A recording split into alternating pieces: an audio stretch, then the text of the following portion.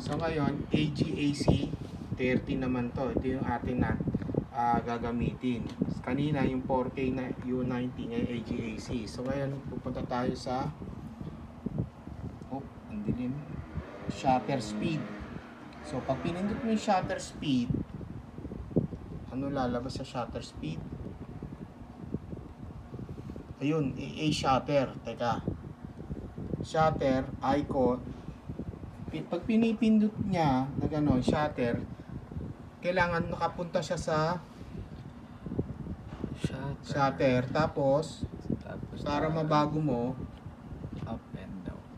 up and down yung scroll bar. So makikita mo, pag inaan yung shutter, nasa 160, yun, nagiging yellow siya, di ba?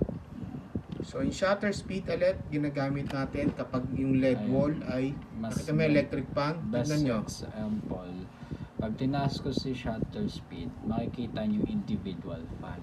Ibig sabihin, kaya niya na makita lahat ng nangyayari. LC nung LC. ano. Ngayon, pag binaba natin, let's say, ibaba ko until 230. So nakita nyo yung ikot ng electric fan. Ngayon, medyo iba lang kasi wala siyang 30, 25 agad.